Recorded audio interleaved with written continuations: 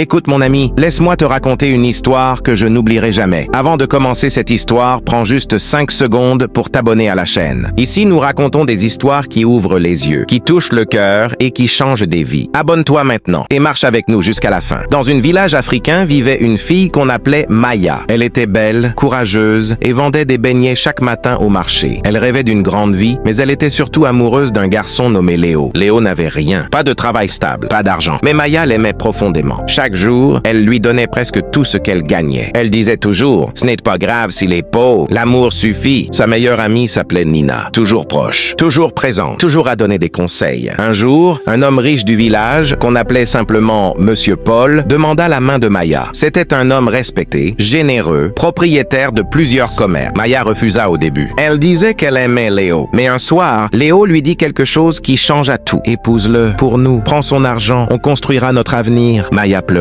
Mais par amour, elle accepta. Elle épousa Monsieur Paul avec une seule condition, qu'elle soit son héritière. Paul accepta, fou amoureux. Pendant 1 an, Maya prenait l'argent de son mari et le donnait en secret à Léo. Elle croyait qu'ils préparèrent leur futur. Mais ce qu'elle ne savait pas, c'est que Léo et Nina étaient amants. Oui, sa meilleure amie, son petit ami. Ils se moquaient d'elle. Ils utilisaient son argent. Ils riaient de sa naïveté. Un jour, Maya les surprit ensemble. Je te jure, son monde s'est effondré en 1 seconde. Elle comprit tout. Les faux sourires, les faux conseils, les demandes d'argent. Son cœur se brisa, mais son esprit se réveilla. Sans faire de scandale, sans pleurer devant eux, elle décida simplement de ne plus jamais être leur victime. Elle coupa l'argent. Elle reprit ce qui lui appartenait et elle disparut de leur vie. Léo, qui vivait grâce à elle, se retrouva sans rien. Nina aussi. Et Maya, elle investit intelligemment avec Monsieur Paul. Elle développa son commerce. Elle devint indépendante. Elle ne vendait plus des beignets. Elle gérait plusieurs boutiques. Morale. Quand quelqu'un t'aime vraiment, il ne te demande pas de te salir pour lui. L'amour ne doit jamais te transformer en outil. Et la trahison finit toujours par se payer. Si cette histoire t'a touché, alors elle avait un message pour toi. Abonne-toi pour découvrir d'autres histoires inspirantes, pleines de leçons et de vérités profondes. Ici, chaque histoire a une morale et peut-être une réponse à ce que tu vis. À très bientôt.